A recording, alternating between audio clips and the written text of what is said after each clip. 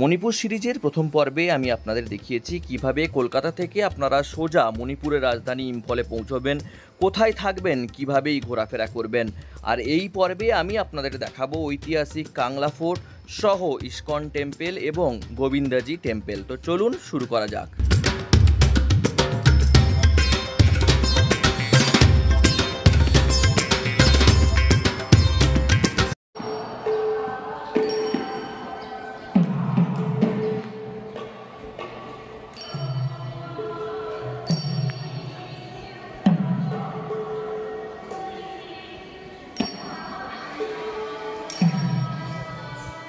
কাংলা ফোর্টের সামনে যদি আপনি ইম্ফল ট্রিপে আসছেন তাহলে এই জায়গাটা অবশ্যই মিস করবেন না, এটা কিন্তু ম্যান্ডেটারি। মানে মণিপুর ট্রিপের মধ্যে, ইম্ফল ট্রিপের মধ্যে কাংলা ফোর্টটা অবশ্যই ম্যান্ডেটারি। তো এখান থেকে টিকিট নিতে হবে, টিকিট কালেক্ট করেছি, আমি দেখিয়ে দিচ্ছি টিকিটটা। বাচ্চাদের জন্য 5 টাকা, লোকালদের জন্য 10 টাকা, আর আপনার বাকি ইন্ডিয়ানসের জন্য 20 টাকা, এবং যদি ফরেন ট্যুরিস্ট হন মানে ইন্ডিয়ার বাইরে তাহলে সেটার জন্য লাগবে আপনার 100 টাকা অন্য জায়গা থেকে আসতে চাইলে। তো এই যে টিকিট আমি নিয়ে নিয়েছি টিকিট, চলো কাংলা ফোর্টটা ঘুরে দেখা যাক।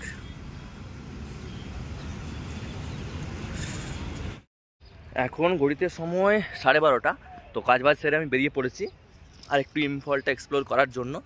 তো সবার ফার্স্ট আপনি যে জায়গায় আসবেন, কাল আপনাদের আমি ইমা মার্কেট দেখিয়েছি, ইমা মার্কেটের সাথে ইম্ফল ট্রিপের মধ্যে অন্যতম দ্রষ্টব্য স্থান কিন্তু এই কাংলা ফোর্ট। কাংলা ফোর্টের ইতিহাস আমি আপনাদের বলবো, গিয়ে ছোট্ট করে ইতিহাস বলবো।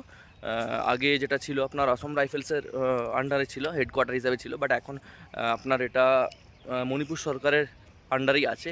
তো প্রথমে ভেতরটায় যাই, এখানে ইলেকট্রিক ভেহিকেল পাওয়া যায়, বাট আমি টিকিট কাউন্টার দেখতে পেলাম না। আপনি চাইলে ইলেকট্রিক ভেহিকেলে চেপেও মানে পায়ের সমস্যা তাহলে পুরোটা ঘুরে দেখতে পারেন, না তো পায়ে হেঁটে তো দেখতে পারেন। নাগরিকদের সাথে কথা বলে আমি যেটা জানতে পারলাম, কাংলা ফোর্ট, এখানে কাংলা শাহ আছে, কাংলা শাহের যে টেম্পল, কাংলা শাহকে এরা খুব পবিত্র মনে করেন মণিপুরের লোকজন।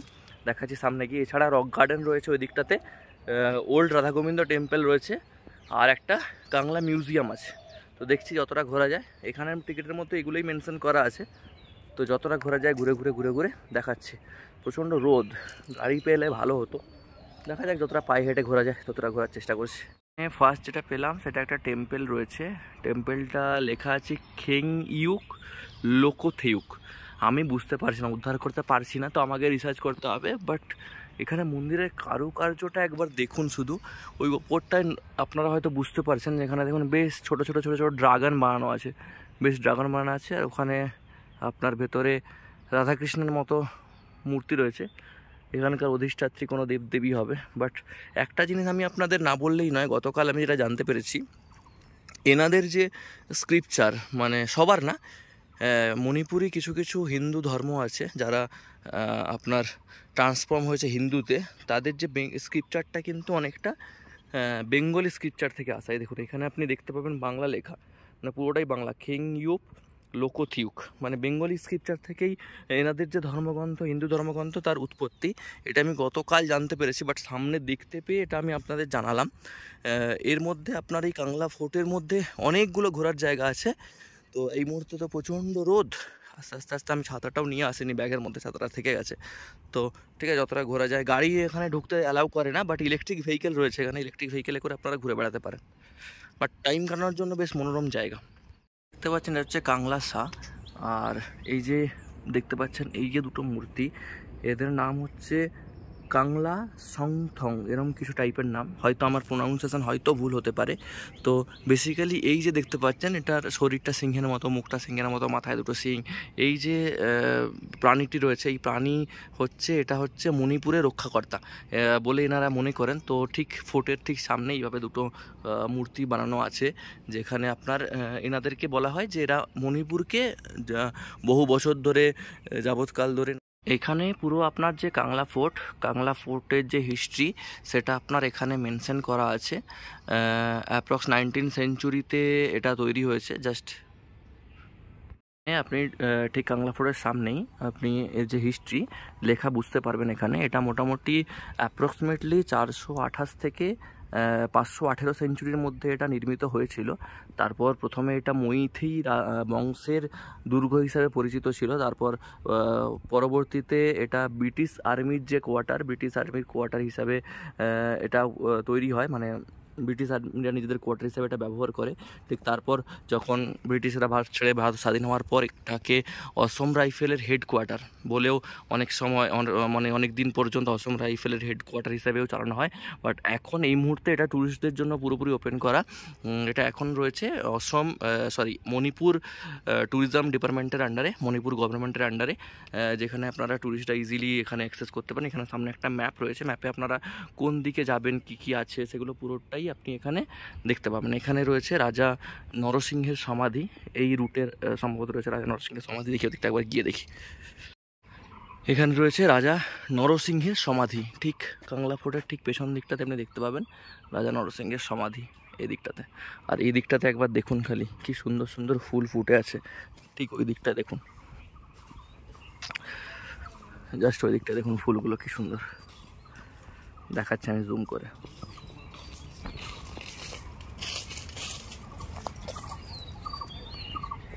আমরা রয়েছি ওল্ড গোবিন্দাজি টেম্পলের সামনে।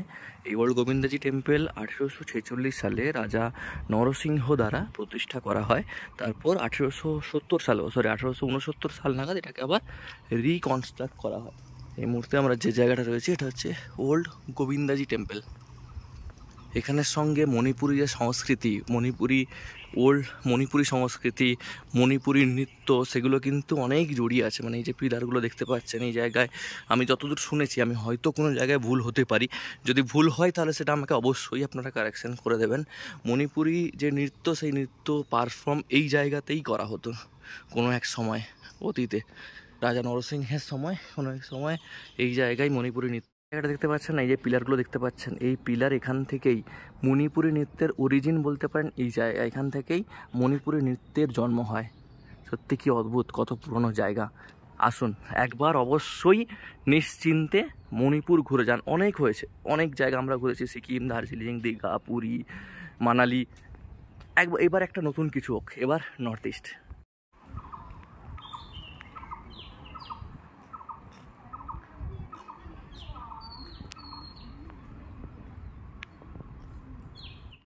অর্থাৎ এই বড় বোল্ডারটা, এই যে বোল্ডারটা, এখানে মৃতদেহের মাথার খুলি রাখা হয়েছিল, যা এখানে লেখা রয়েছে। আর লোকালসরা এটাকে, এই যে পাথরটাকে, এটাকে অনেক পবিত্র মনে করে, জায়েন্ট রক বলে বলা হচ্ছে, এটাকে অনেকটা পবিত্র মনে করে। ঠিক আপনার এই যে কাংলা সাইড ঠিক সামনেই রাখা আছে। বাংলা ফোর্টের মধ্যে কিন্তু বাইক, 4 হুইলার এসব অ্যালাউ নেই, বাট সাইকেল কিন্তু অ্যালাউ আছে। মানে যদি সাইকেল নিয়ে কেউ আসেন, অবশ্যই সেটা লোকালসদের জন্য। লোকালসরা যদি সাইকেল নিয়ে এখানে আসেন, লোকালসরা সাইকেল নিয়ে পুরো মোটামুটি এক্সপ্লোর ঘুরে বেড়াতে পারেন। আমি দেখছি অনেকেই সাইকেল নিয়ে ঘুরছেন। তো ছোট্ট একটা ইনফরমেশান, যদিও এই ইনফরমেশানটা আমি জানি না কতটা কাজে লাগবে, তবুও একটা ছোট্ট ইনফরমেশান। আর এই যে এদিকে দেখতে পাচ্ছেন হেলিপ্যাড বানানো আছে। আর এদিকে একটা প্লেগ্রাউন্ড রয়েছে, পুরোপুরি বসার জায়গা থেকে শুরু করে সমস্ত কিছু রয়েছে। আর এই আমরা সামনে এখন যাচ্ছি কাংলা মিউজিয়ামের দিকে। এখানে মিউজিয়াম রয়েছে আর রক গার্ডেন রয়েছে, এই দুটো দেখা হলে মোটামুটি দেখা প্রায় কমপ্লিট। শুধু জায়গাটা দেখুন এখানটায়, হ্যাঁ জায়গাটা অনেক কিছু এখানে নেই, রাস্তা বেশ সুন্দর, গাছ ছায়া বেশ সুন্দর, ফুরফুরে হাওয়া দিচ্ছে। এখন ঘুরতে সময় 1:15। এই 1:15 সময় আপনি যদি ভাবুন, আপনি যদি এসপ্ল্যানেড দিয়ে হাঁটছেন, বা আপনি ধরুন সল্ট লেকের কাছাকাছি আছেন, মানে ওখানকার ওয়েদার ভাবুন। আর এখানকার ওয়েদার মানে সুন্দর, একদম দারুণ পরিবেশ, দারুণ। মানে ঘন্টার পর ঘন্টা এখানে বসেই কাটিয়ে দেওয়া যায়, সারাদিন কিচ্ছু লাগবে না। যে জায়গায় এসেছি সেটা হচ্ছে Kangla museum will be close on every Monday আর জেনারেল হলিডে মিউজিয়াম ক্লোজ থাকে। আই থিঙ্ক ভেতরে ক্যামেরা অ্যালাউ থাকবে না, আপাতত বাইরেটা দেখিয়ে নিই। যদি ক্যামেরা অ্যালাউ না থাকে তাহলে কিছু করার নেই, ভিতর থেকে দেখিয়ে এসে তারপর বাকিটা বলবো। কাংলা ফোর্টের ভেতরে, কাংলা ফোর্ট না, এটা কাংলা মিউজিয়ামের ভেতরে ফটোগ্রাফি বা ভিডিওগ্রাফি কিছুই অ্যালাউড নেই, তুলতে পারলাম না। বেসিক্যালি মিউজিয়ামে যা থাকে, ওই অস্ত্র, বেশ কিছু পুরাতন স্থাপত্য, কাংলার পুরো ম্যাপ, ইভেন ইম্ফলের পুরো ম্যাপ, মণিপুরের পুরো ম্যাপ ওখানে দেওয়া আছে। ওখানকার পুরনো কিছু ওল্ড কয়েন, বল্লম, তলোয়ার, এইসব জিনিস ওখানে রাখা আছে। ছোট্ট দুটো রুমের মধ্যে, একদম বেশ 2 মিনিটেই আপনার ঘোরা হয়ে যাবে। এবার আমরা যাবো রক গার্ডেন দেখলে মোটামুটি কাংলা ফোর্ট শেষ। এবার যে জায়গাটায় আছি সেটা হচ্ছে রক গার্ডেন। তো চলো রক গার্ডেনের ভেতরটা দেখাই। আমিও প্রথমবার, তো আগে থেকে তো কিছু বলতে পারছি না, যতটা সামনে যাব তারপর যা দেখতে পাবো সেটাই তোমাদের দেখাবো। হয়তো আমার ভয়েসটা নিয়ে না একটু প্রবলেম হতে পারে, কারণ মাইকটা আমি আনতে ভুলে গেছি। তোমার বাড়ি থেকে আসার পথে মাইক নিয়ে আসতে ভুলে গেছিলাম। তো অ্যাডজাস্ট করে নিও ভয়েসটাকে নিয়ে, আর কি করা যাবে, চেষ্টা করো ভয়েসটাকে একটু ইনক্রিজ করার। এটা হচ্ছে রক গার্ডেন, বেসিক্যালি তেমন কিছুই না, ওই বেশ কিছু গাছ ফাছ দিয়ে ঘেরা আছে পাথরের। এবারে এখানে একটা ছিল ঝর্ণা মনে হয়, ওয়াটারফল ছিল, বাট সেটা জলের অভাব শুকিয়ে গেছে। এতক্ষণ একটু হালকা গরমটা ফিল করছি, হালকা, খুব একটা বেশি না, তবে একটু ফিল করছি। হচ্ছে অ্যাকচুয়াল রক গার্ডেন। তবে এই জায়গাটায় যদি জল থাকতো তাহলে হয়তো একটু ভালো লাগতো, জল নেই, শুকিয়ে গেছে জল। এই জায়গাটায় জল ভরা থাকলে আর একটু হয়তো ভালো লাগতো, তেমন স্পেশাল কিছু নেই।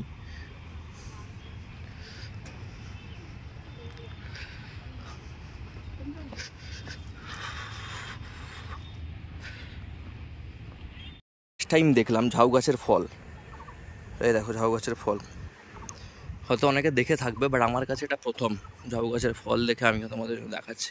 প্রত্যেকটা ঝাউ গাছের মধ্যেই কিন্তু ফল ধরে আছে। যারা যারা এর আগে ঝাউ গাছের ফল দেখে তারা আবার কমেন্ট করে জানাও, আমার প্রথমবার কিন্তু এটা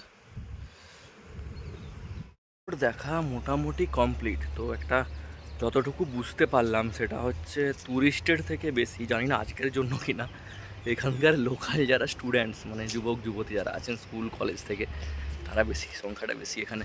তো প্রচুর পরিমাণে আমি দেখছি যারা স্কুল কলেজ থেকে অলরেডি আই কার্ড লাগানো আছে। মানে আমরা যেমন যেতাম না পার্কে গিয়ে ঘুরে আসতাম, পার্কে গিয়ে স্কুল থেকে গিয়ে কলেজ থেকে, স্কুল থেকে যদি কোনো পার্কে আমি যাইনি, কলেজ থেকে হয়তো কোনো দিন পার্কে গিয়ে ঘুরে আসলাম, তো সেরকম টাইপের ব্যাপার আর কি। মানে কিছুটা সময় কাটানোর জন্য বন্ধুকে বা বান্ধবীকে নিয়ে মোটামুটি এখানে অনেকেই রয়েছেন আর কি। চলো দেখা যাক, বেরোই এখান থেকে। দেখছি ড্রাইভার দাদা আর কোথায় নিয়েছে, আমার হাতে আর বেশি সময় নেই, আমার ফ্লাইট হচ্ছে 5:45, তো তাড়াতাড়ি আমাকে বেরোতে হবে এখান থেকে। গন্তব্য ঠিক কাংলা ফোর্টের ঠিক অপোজিটেই আপনি পেয়ে যাবেন, সেটা হচ্ছে Manipur state museum. I think এর ভেতরে হয়তো ভিডিওগ্রাফি অ্যালাউ হবে না, তো দেখছি কতটা মোটামুটি যদি দেখানো যায় অবশ্যই দেখাবো। বাকি দেখাচ্ছে এখানে এন্ট্রি ফ্রি টিকিট নিতে হবে। এন্ট্রি ফি হচ্ছে অ্যাডাল্টের জন্য 10 টাকা, ফরেনার 50 টাকা, চিলড্রেন্সের জন্য 5 টাকা। আগে টিকিটটা নিয়ে নিই। মিউজিয়ামের মধ্যেও ভিডিওগ্রাফি অ্যালাউ নেই, তার সামনেই 4টে বড় বড় কামান রাখা আছে, সরি 3টে বড় বড় কামান রাখা আছে। আর ওখানে মহারাজা গম্ভীর সিংয়ের আর্মি, ওখানে মহারাজা তার আর্মি, ঠিক বাইরে থেকে দেখতে এমন ঠিক এরকমটা দেখতে। যদিও ভিতরে ভিডিওগ্রাফি অ্যালাউ থাকবে না, যতটা বাইরেটা দেখানো যায় সেটা আমি দেখাচ্ছি। সামনে একটা বিশাল বড় মাপের ড্রাগন রাখা আছে, বিশাল বড় মাপের ড্রাগন রাখা আছে, জাস্ট ওটা বাইরে থেকেই আছে বলে জাস্ট দেখিয়ে নিচ্ছি। ওই যে ভেতরটা দেখতে পাচ্ছেন, বিশাল বড় মাপের ড্রাগনের মোমেন্টো একটা রাখা আছে।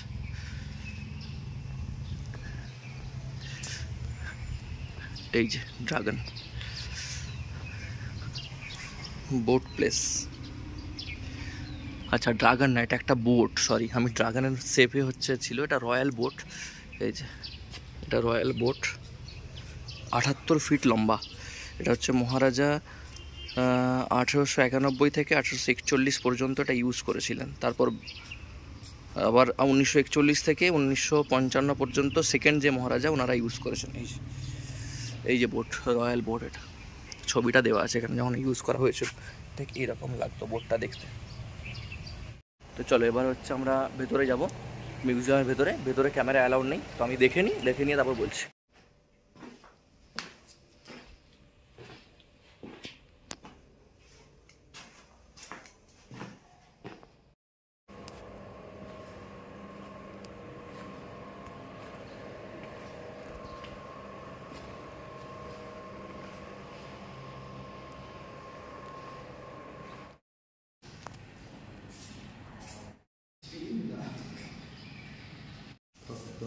বেরিয়ে গেলাম মণিপুর স্টেট মিউজিয়াম, যেটা আমি আপনাদের আগে বলছিলাম না, কাল বলছিলাম যে বেঙ্গলি স্ক্রিপচারের সঙ্গে অনেক মিল আছে। তো কিছু বেঙ্গলি স্ক্রিপচারের ফটো আমি আপনাদের দিচ্ছি, সেগুলো দেখলে আপনারা বুঝতে পারবেন। সাইডে আমি ছোটো ছোটো করে অ্যাটাচ করছি কিছু ক্লিপ, আমি এর আগে দেখিয়েছি আপনাদের ছোটো ছোটো কিছু ক্লিপ। তো ওখান থেকে আপনি বুঝতে পারবেন যে কতটা বেঙ্গলি স্ক্রিপচারের সঙ্গে এদের মিল আছে, মানে পুরো বাংলা লেখা। আমি জানি না এরা পড়তে বুঝতে পারছে কিনা জানি না, আর আমি পুরোপুরি বুঝতে পারছি বাংলা লেখা।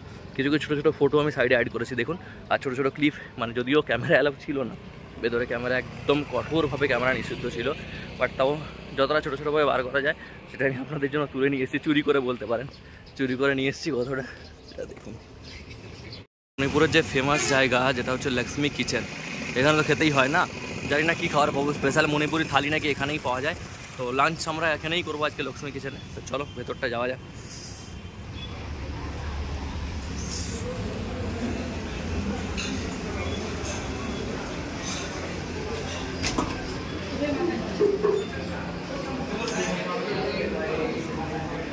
স্পেশাল মণিপুরি থালির জন্য এটা বিখ্যাত, এই জায়গাতে খেতে এসেছি লক্ষ্মী কিচেন।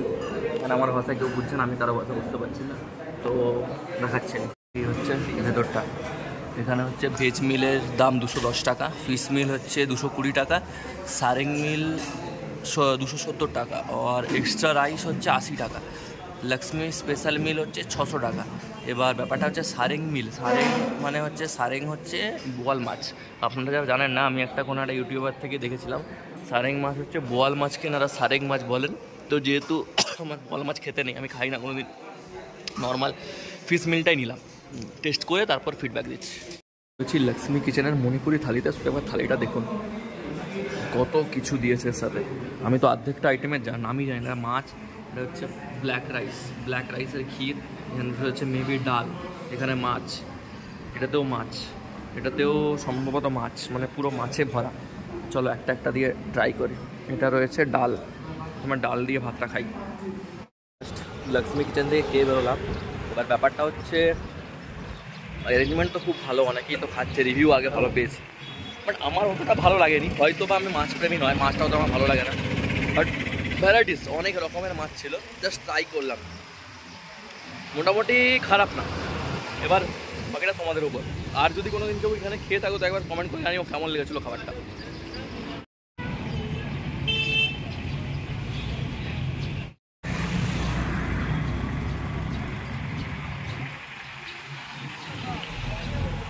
যে জায়গাটা এসেছি সেটা হচ্ছে ইম্ফলেরই গোবিন্দাজি টেম্পল, গোবিন্দ টেম্পল। তো পেছনেই মন্দির দেখতে পাচ্ছেন, এই পেছনে আমার মন্দির।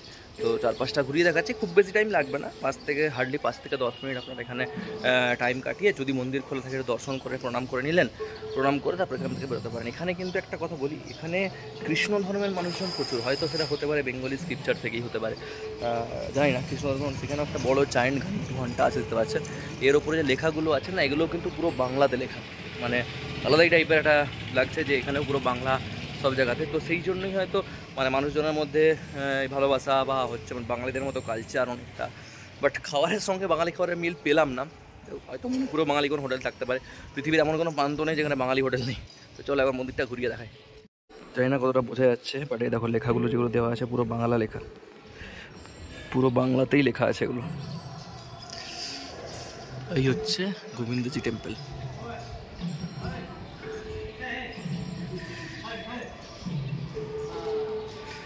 যে পুরুত মশাই আছে ওনাকে আমি জিজ্ঞেস করলাম, উনিও বললেন হ্যাঁ বেঙ্গলি। এই দেখুন এখানে এই যে লেখাটাও বাংলায়, শ্রীকৃষ্ণ গোবিন্দজির চরণদা ভক্ত, পুরো বাংলাতেই লেখা। এটা হচ্ছে মেন মন্দির, খোলা নেই এই মুহূর্তে। তো মন্দিরের বাকি অংশটা, ওই দিকের বাকি অংশ, ওখানে কিছু রিচুয়াল চলছে, হয়তো অনেকেই বসে আছেন, জানি না ভিডিও বানানো কতটা ঠিক হবে, জাস্ট একবার গিয়ে দেখিয়ে দিচ্ছি আমাদের সবাইকে। এটা পুরো সেই রাসমঞ্চ টাইপের জায়গা। কৃষ্ণ নাম হচ্ছে, ঢোল কীর্তন নিয়ে সবাই কৃষ্ণ নাম করছেন। এই হচ্ছে মেন মন্দির, আমি আবার ওই দিক থেকেও দেখিয়ে দেবো।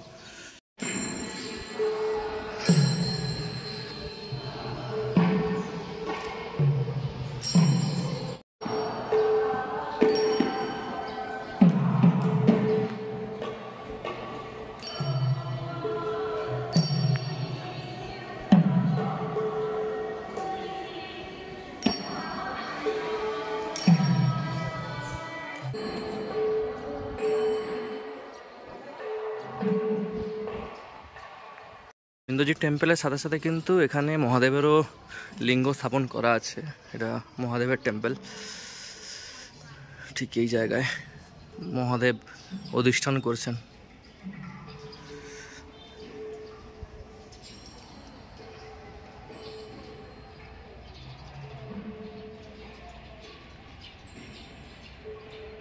দর্শন সেরে মোটামুটি বেরিয়ে পড়লাম, মহাদেবের টেম্পল দর্শন করলাম, পিছনে গোবিন্দজি দর্শন করলাম, তারপরে প্রেয়ার দেখলাম মোটামুটি। এরপর আমরা যাব সেটা হচ্ছে ইস্কন টেম্পল। ইস্কন টেম্পলে গিয়ে আমাদের এই মণিপুর জার্নি এবারের মতো শেষ। তো কেমন লাগলো অবশ্যই তোমরা কমেন্ট করে জানিও। আরেকটা কথা আমি বারবার স্মরণ করে দিতে চাই, অবশ্যই মণিপুর এসো, নর্থ ইস্টে কোনো প্রবলেম নেই, মণিপুরে কোনো প্রবলেম নেই, নিশ্চিন্তে আসতে পারো। যদি তোমরা আসতে চাও ট্যুর ট্রাভেল ফ্যান্সের জন্য অবশ্যই যোগাযোগ করো। আর যদি নিজেরা আসতে চাও সেক্ষেত্রে কোনো অসুবিধা হবে না, তোমরা ইজিলি এয়ারপোর্ট থেকে বা তোমরা যদি ট্রেনে আসতে চাও, ট্রেনে আসাটা একটু মুশকিল আমার মনে হয়, বাট ফ্লাইটে এলে এয়ারপোর্ট থেকে তোমরা ইজিলি গাড়ি পেয়ে যাবে, সেখান থেকে গাড়ি রেন্ট করে ইজিলি তোমরা ঘুরতে পারো। মোটামুটি গাড়ির চার্জ আমি তোমাদের যদি বলে দিই, গাড়ির চার্জ হচ্ছে এখন আমি যেটা কথা বললাম আমাদের যে গাড়ির ড্রাইভার তার সাথে কথা বললাম, মোটামুটি 8 ঘন্টার জন্য যদি নাও তাহলে 2500 টাকা, মানে 8 ঘন্টা তোমার সাথে ঘুরবে, তুমি যেখানে নিতে যেতে চাও সেখানে নিয়ে যাবে। 4 ঘন্টার যদি নিতে চাও তাহলে 1500 টাকা। মোটামুটি 8 ঘন্টা মানে একদিন, মানে তোমরা যদি 3 দিনের জন্য নাও তাহলে 3 দিনের জন্য তোমাদের গাড়ির চার্জ ওই 2500 করেই পড়বে, মানে ওই 7.5-8 টাকা মতো তোমার 3 দিন গাড়ি লাগবে। পুরো এয়ারপোর্ট থেকে পিক আপ অ্যান্ড ড্রপ পুরো তোমাকে ঘুরিয়ে দেবে 4-5টা। তবে কুকি অধ্যুষিত যে এরিয়াগুলো ওইগুলোতে যাওয়া যাবে না, মৈথি এরিয়া যেগুলো সেগুলো তোমরা ঘুরতে পারবে। আপাতত কুকি এরিয়াজে কোনো রকম অ্যালাউ করছে না পুলিশ, বাট মৈথি যে এরিয়া মানে নিচেরগুলো, এছাড়াও তোমরা ইম্ফলের আশেপাশে অনেকগুলো জায়গা ঘুরে দেখতে পারো, সেগুলো সম্পর্কে আমি ডিসক্রিপশন বক্সে দিয়ে রাখবো। আর কমপ্লিট ট্যুর প্যাকেজের জন্য ইনস্টাগ্রামে আওয়ার বং জার্নি আমাদের যে ইনস্টাগ্রাম পেজ, ওখানে যোগাযোগ করো। রাখতে হয়েছিল জুতো খুলে, তারপর আমাদেরকে ভিতরে যেতে হয়েছিল। যে জুতো রাখার স্ট্যান্ড উনি আছেন না, ওই যে ফুল বিক্রি করছেন, উনি না প্রপার বাংলায় আমার সাথে কথা বলেন, আমাকে জিজ্ঞেস করছেন বাঙালি না আসামি, বললাম বাঙালি। তখন উনি বাংলায় আমার সাথে কথা বললেন, কথাকলি ভরতনাট্যম আমি জানি না, বাট উনি যেগুলো বললেন ওগুলোর অরিজিন কিন্তু এখান থেকে শুরু। রবীন্দ্রনাথ ঠাকুর অনেকটাই অংশ এখানে, নিজেদের জীবনের অনেকটা অংশ এখানে কাটিয়েছেন, যেটা উনি বললেন। বাট আমি জানি না, আমি না হঠাৎ করে ট্রিপ প্ল্যান করার জন্য আমি সেভাবে কোনো রিসার্চ করতেই পারিনি মণিপুর সম্পর্কে। তো যদি কোনো ইনফরমেশান হয় সেটা আমি অবশ্যই ডিসক্রিপশন বক্সে অ্যাটাচ করে দেবো। তো আপাতত আমার একটু প্রেশার আছে, মানে ফ্লাইট ধরতে হবে, তো তাড়াতাড়ি বেরোবে, তো আমি এখন বেরিয়ে যাচ্ছি। আপাতত আমাকে যেতে হবে বেরিয়ে তোমার এর দিকে, এয়ারপোর্টের দিকে। তো চলো ইসকন টেম্পলটা করে দেবো, এয়ারপোর্টে যাও। অর্থাৎ শেষ যে জায়গা, যে লাস্ট জায়গাটায় আমি আজকে এসেছি আমার মণিপুর ট্রিপের, সেটা হচ্ছে ইসকন টেম্পল। ঠিক এয়ারপোর্ট যাওয়ার পথেই পড়বে, এখান থেকে এয়ারপোর্টের ডিস্টেন্স আর মাত্র 15 মিনিট।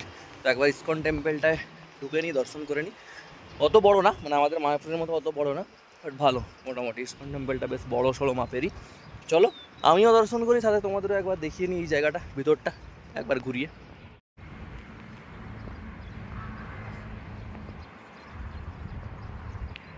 এই যে সামনে মেন টেম্পলটা দেখতে পাচ্ছ, এটা হচ্ছে ইম্ফলের ইসকন টেম্পল, ইম্ফলের এই জায়গাটা। চলো ভিতরটা থেকে ঘুরে আসছি, তারপর এসে কথা বলছি। কৃষ্ণ কৃষ্ণ কৃষ্ণ হরে হরে, হরে রাম রাম রাম হরে হরে। পিছনে ইসকন টেম্পল দর্শন করা হয়ে গেল। ভেতরে গৌর নিতাই, রাধাকৃষ্ণ, জগন্নাথ, বলরাম, সুভদ্রা তিনটে মন্দির বানানো আছে। তো আপাতত এতটাই, এখান পর্যন্তই ভিডিও। কেমন লাগলো এই মণিপুর সিরিজ তোমরা অবশ্যই জানিও, এটা শেষ না, আমরা আবার মণিপুর আসবো। বাকি যে জায়গাগুলো যেগুলো বাকি থেকে গেল সেগুলো তোমাদের সাথে দেখাবো এবার। মণিপুরের যেই জায়গাগুলো, যেই জায়গাটা কোনো বাঙালি ইউটিউবার এর আগে আসেনি, সেই জায়গাগুলো আমরা তোমাদের কভার করে দেখাবো। হোক না এবার একটা মণিপুর ট্রিপ। ফুল ট্রিপ প্ল্যানের জন্য ইনস্টাগ্রামে অবশ্যই যোগাযোগ করো, আওয়ার বং জার্নি। আর ছোট ছোট ভিডিও ক্লিপসের জন্য অবশ্যই ইনস্টাগ্রামটা ফলো করতে ভুলো না। চলো যাওয়া যাক এয়ারপোর্টে গিয়ে ভিডিওটা এন্ড করছি। আপাতত মণিপুর ট্রিপ এতটাই। কেমন লাগলো মণিপুরের ভিডিও অবশ্যই কমেন্ট করে কিন্তু জানাবেন, আপনার সেই কমেন্টের অপেক্ষায় আমি থাকবো। আর অবশ্যই আমার ভিডিও যদি ভালো লেগে থাকে চ্যানেলটা সাবস্ক্রাইব করে দেবেন। আরও একবার বলি, আপনারা মণিপুরে আসতে পারেন, কোনো রকম সমস্যা নেই, একদম ইজি, একদম কোনোভাবেই কোনো রকম প্রবলেমের মধ্যে পড়বেন না, আরামসে আসতে পারেন। আসুন ঘুরে যান, যদি ঘুরে যান তাহলে অবশ্যই আমাকে জানাবেন কেমন লাগলো। তো চলুন আজকের জন্য এতটাই, আবার দেখা হচ্ছে পরবর্তী কোনো ভিডিওতে, পরবর্তী কোনো ব্লগে। তো ততদিন পর্যন্ত সবাই ভালো থাকুন, সুস্থ থাকুন, আবার দেখা হচ্ছে পরবর্তী ব্লগে।